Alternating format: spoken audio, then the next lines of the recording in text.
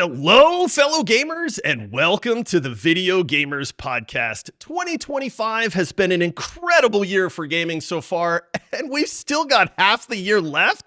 But so far, two games stand out as the frontrunners for Game of the Year. And today, we get the joy of chatting with our good friend at Warhorse Studios to see what life has been like since the release of Kingdom Come Deliverance 2.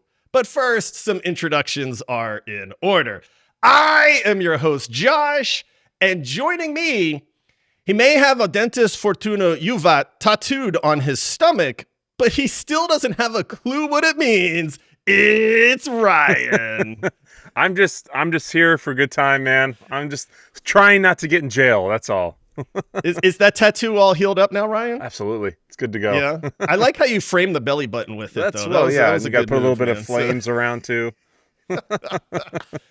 And joining us with over 3 million copies sold, we had to track him down on his private yacht. You might know him as senior game designer for Warhorse Studios, but we know him as our good friend. It's Andre. Hi, guys. I was kind of worried that I'm the one with the tattoo. I was worried that someone was talking where and what tattoos do I have, but luckily it's not me. So thank you guys for having me. No. It's not tattooed around your belly button like Ryan's is? It's not around the belly button. No? All right. There you go. Well, now we know Andre, he's got secret tattoos. We got to find out next time. I was going to say, now I feel like this is a quest to nothing visible, at least so far. So we know that narrows it down. Andre, how the heck you been, man? Well, it's quite busy, actually, because we always say, that when one of the project ends, that's going to be a time of respite. But unfortunately, this is never true. So we're already rolling in the DLC storm, basically. I mean, it's going fine, but there's plenty of work to do. And we also, have to think about future. So we're already, we have to work on stuff. So wait, you're saying work never stops? Basically, the game studio kind of doesn't have 5-year vacation in between the projects, even though some people do believe that we have to think about what's next. And but first we have to really finish the plan with the DLCs, and that's even that they're smaller than the whole game. It's separate releases, and every small release has all its, all of the little dramas, all of the little last time bugs, that you catch at the very, very near the release or even after release, and you have to hotfix that. And so even though it's smaller in the size of how much time it takes, it's still a content you're putting out. So that has its own requirements. You have to voice over everything and then do a bunch of marketing materials. So there's still some fixed costs to doing even a small bit of content. Yeah. Yeah. We'll talk about the DLC stuff here in a little bit, because I know you guys have been hard at work on that and have already actually released one. Mm-hmm. But I got to ask you, man, we talked back in February. The game, I can't remember when we recorded it. I think the game had not released yet, or it was the day after it had released, something like that. So it seems like it's been forever.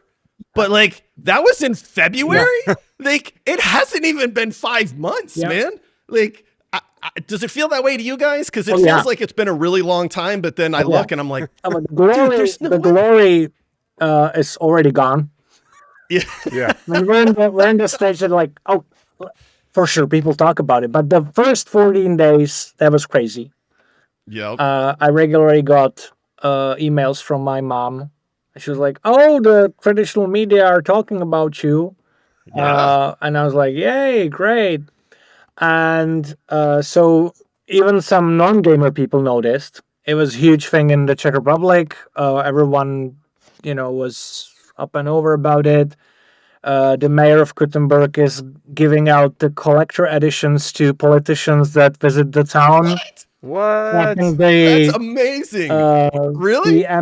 The Czech prime minister got one, and then the ambassador from United Kingdom probably got one or will have one. He's a huge gaming nerd, so it did have a like social impact, I guess. And I would say that we have especially in Czech Republic, we have a impact outside of gaming, quite substantial for a game. Mm-hmm. So for first 3 weeks, first month was crazy. Now it's, I would say, the regular gaming circles talking about it and stuff like that. But yeah, it's been not even 5 months, and I already feel like it's in the distant past. Dude, imagine like 20 years ago thinking of saying he's a total gamer about a politician. Yeah. You know, that's wild. Well, I never found it, like, I'm always, like, you can meet like 60-year-old skater guys. Yeah, oh yeah. So you get the perspective shifts, you know, like I'm really looking forward to like seeing or you can see heavy metal granddads basically, right? Yeah. So the game, I think the gaming will fall, but yeah, it's really it always surprises people that even some non-20-year-old people game. Yeah. Yeah. Well, now I just feel old. So. I do every morning, so you know. Yeah. Oh, dude. So this is amazing, man. Like, honestly, it's one of the things that is we love to see as gamers is like just the success that you guys have had with this, because that's one of the things we talked about before. I don't know if you remember, but we said, hey, like, do you know when you have like an amazing game on your hands, right? Because there's a lot of developers that release games and then they don't go so well. And then it's like, you kind of think that they knew, or like, were they really caught off guard? But man, you guys have knocked it out of the park, Andre. Like, this is incredible. And it really makes me happy to hear that it's not only just like amongst gamers, but like your community and your city and everything has like responded to that. And man, when your mom starts complimenting you on your job, even though I'm gonna guess she's not a gamer, you know, but when she starts complimenting you on stuff, it doesn't get much better than that, man. So it's like for that like couple weeks after the release, and this game is just taking off. The reviews are incredible. Gamers are just in gamer heaven right now, you know, like. What was the vibe around the studio like? Do you guys get to celebrate? Do you get to kind of enjoy that moment? Or is it like, okay, guys, back to work? Well, I mean, we did celebrate. Like for definitely release party was a big celebration. It was huge. And then definitely people were a little bit more like relaxed around just going around the office and celebrating. High-fiving. Yeah. You can say high-fiving, and you can also say doing shots and stuff. Yeah, there you go. A true celebration. Because, you know, it was very, very relaxed. But unfortunately, due to the development cycle, the DLCs were kind of already in production at that point. So some people, they were like, hey, we're celebrating release, but we already have our own little project going on, and we're kind of in the middle of that. Yeah. So that's why it's sort of, when I said like it never stops, it's because it overlaps. So you don't get to end one thing, then be like, and now let me think what I'm going to do next. You already have to have like things in motion. Otherwise you're like losing time. Yep. So we already had to start moving things back in fall, back in December, to be to have all the things prepared for other parts of the team, which will be ready, you know, during the year for the different DLC content. So it's sort of like the feeling goes both ways. Yeah. You can't have a whole bunch of people just sitting around doing nothing because people don't know where to go next. I mean, you can, but the people from the management don't like that. Yeah. They just see dollar signs going away. Yeah. Like, wait a minute. So, all right, Andre, I got to ask you, man, because I kind of mentioned this during the intro, but we're halfway through 2025, man. That sounds crazy to me. You know, there are 2 games right now, like legitimately, and this is not, I am not giving you fan service on this, man. Okay. Like I am being completely upfront with you. There are 2 games that every gamer in the world is talking about for Game of the Year candidate. One is Expedition 33. And the other one is Kingdom Come Deliverance 2. Okay. I mean, you guys have to have heard this. I know everybody wants to be humble. Yep. I know everybody wants to go like, oh, stop it, guys, stop it.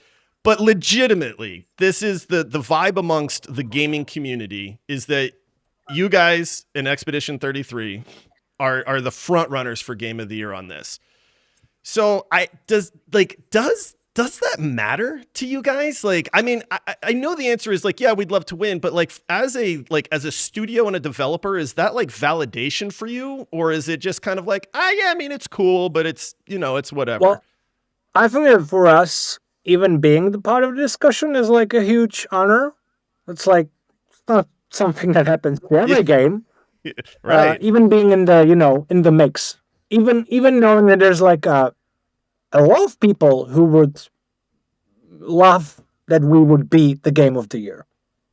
So, you know, in a sort of like unicorn world, this is like already, but I haven't played Expedition 33, so I don't know what we're up against. I know a lot of people like that. I'm not much into Final Fantasy style turn-based combat, so it's not Ryan's nodding because he doesn't like turn-based combat at all. No, but it's sort of like that. But I don't know what we stand against, but I did. I like that even Expedition 33 is not.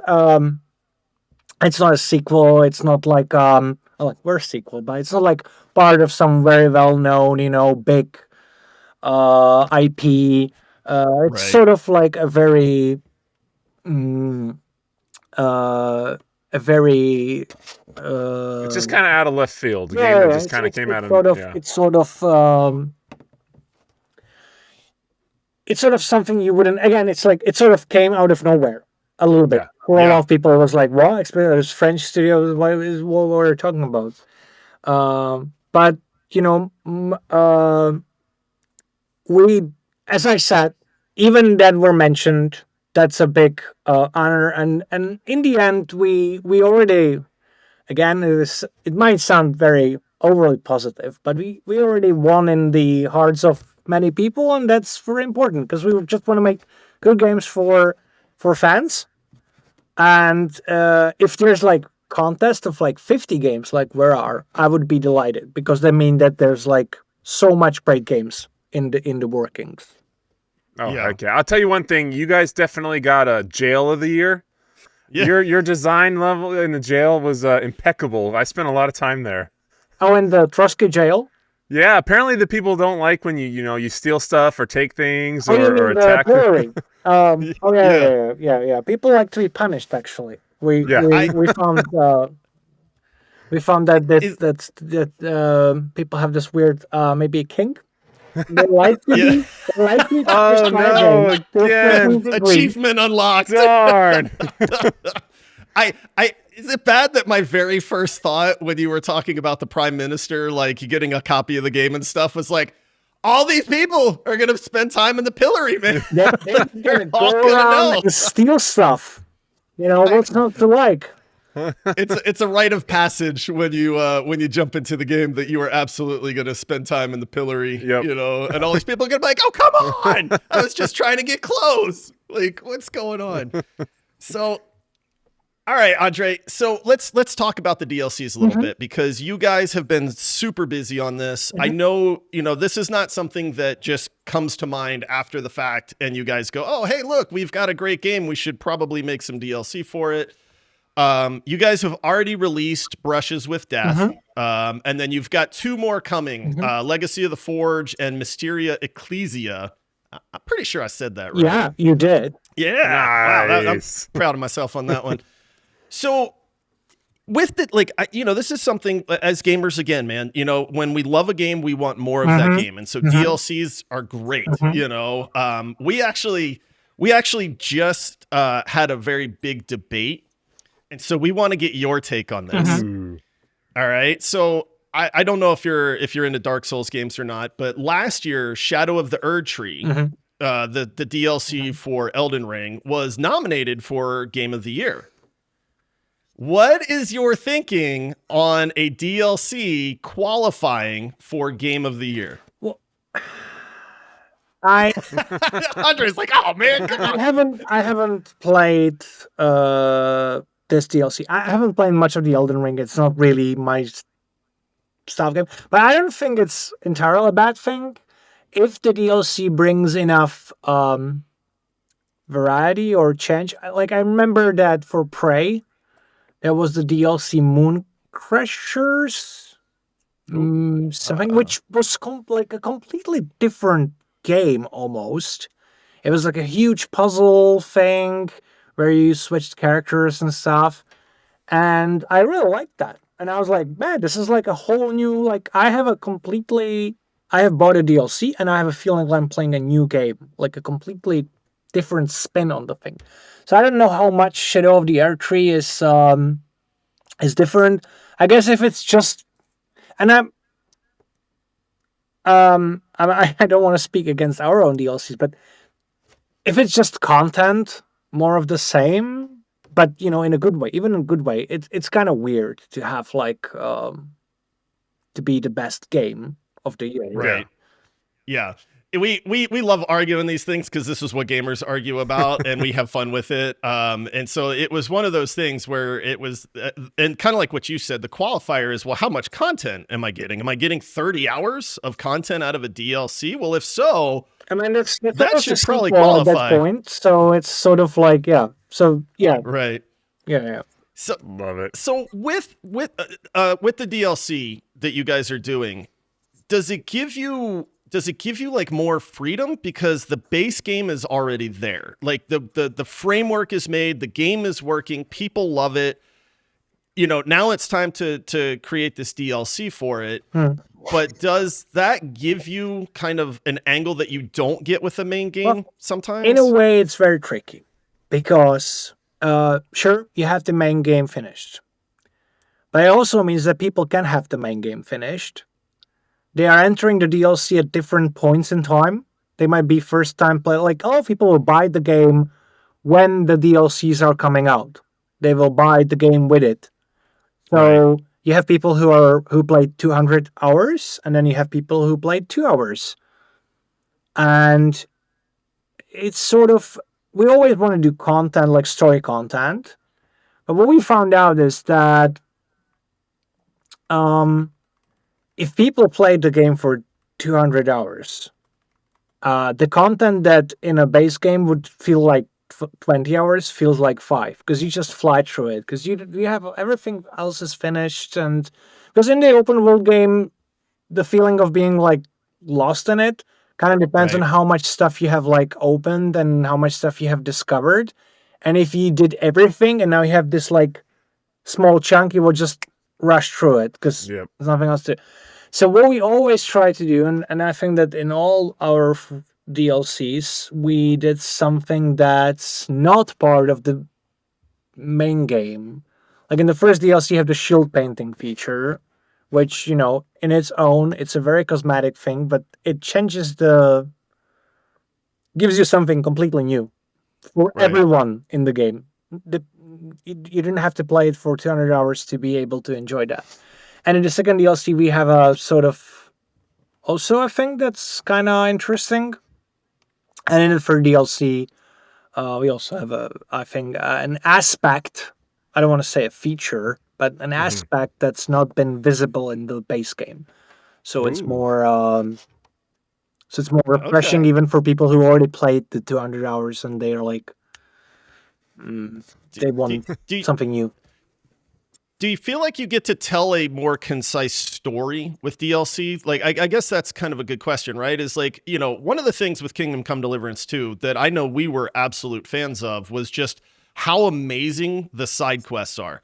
Like, there's a few games out there where you tell people like, hey, if you're going to play this, make sure you do the side quest, dude. Don't skip anything. Don't just do the main campaign, because this game has some of the best side quests out there. Like Witcher 3 is a really good example Cyberpunk 2077 is another one where it's like, dude, if you only do the main campaign, you were missing out on this.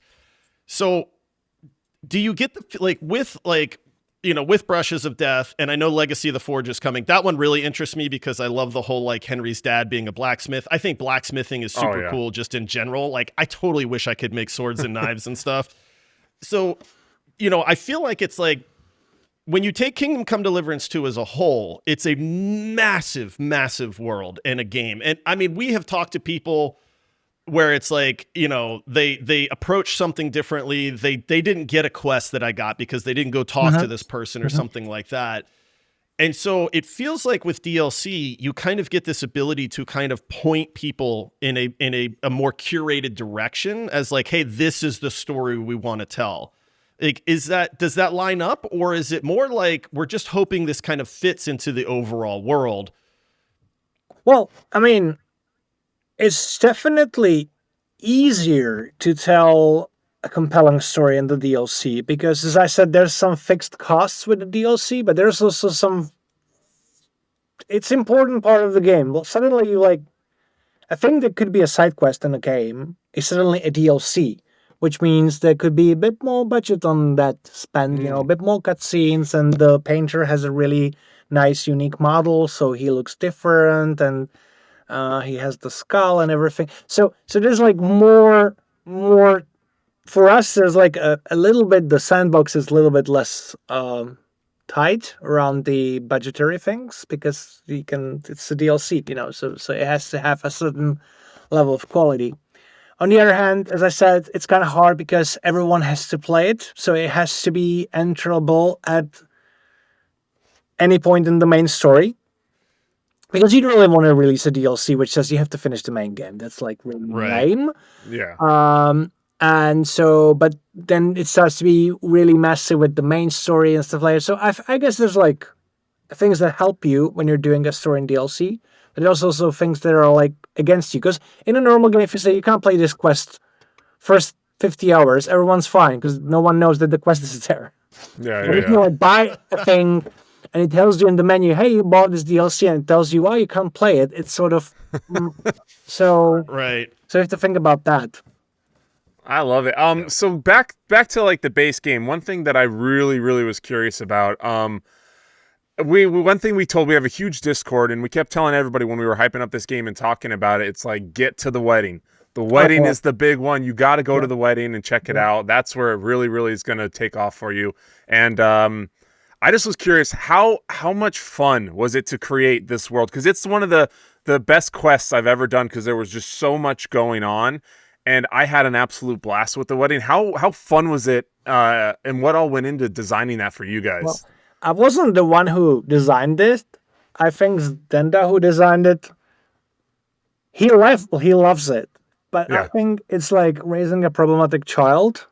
So he definitely didn't have fun doing it. He was like, "Oh my god, this is so," because it's so complicated with so many. Is. Yeah. The cool thing about the wedding is that you can like naturally bring all the NPCs to one place, and then all the people you met, they're there, and it doesn't feel forced that the baker or the drunken huntsman is there, or other people, or the lady from the baths and stuff, so on.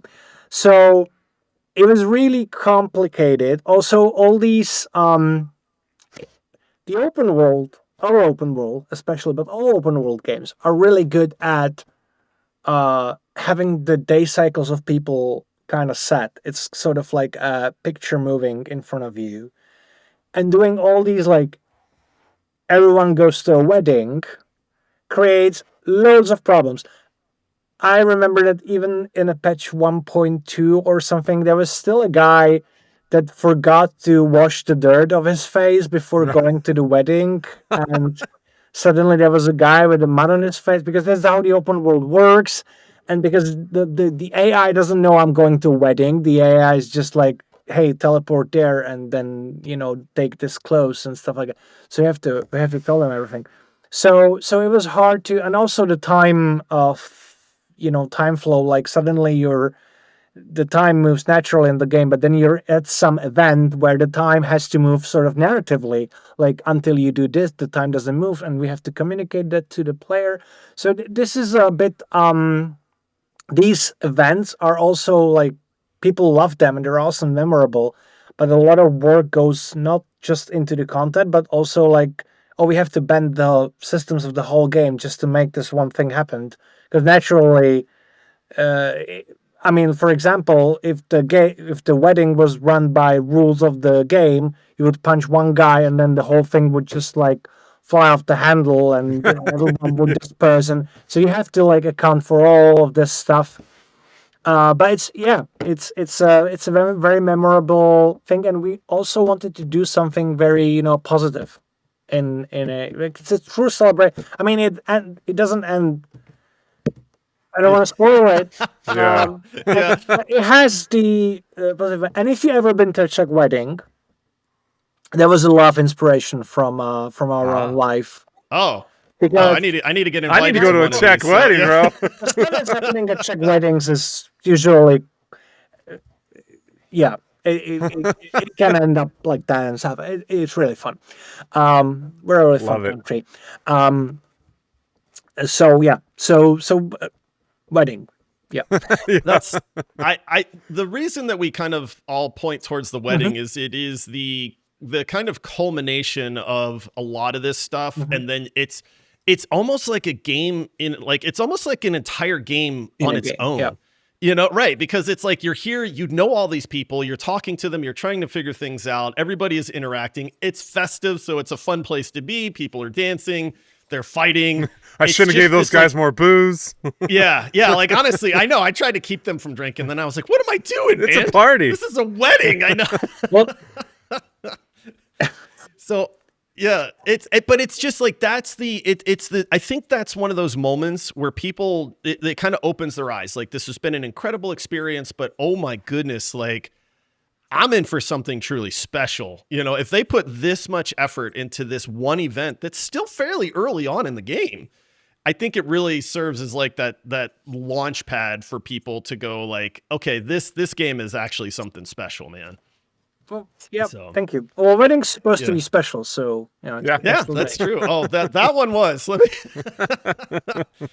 So, Andre, we're starting to run a little low on time here, man, and I know you guys are busy. I know you've talked about the DLCs coming up. Those you guys are going to crush it. I mean, honestly, at this point, it's one of those things where people loved Kingdom Come Deliverance. Kingdom Come Deliverance 2 absolutely blew it out of the water. I mean, like I said, you guys, there's a reason that we keep mentioning like Game of the Year and you guys being in the running for that. And I know it's like people want to kind of but you guys are. I mean, if not, something is drastically wrong with the Game of the Year awards there.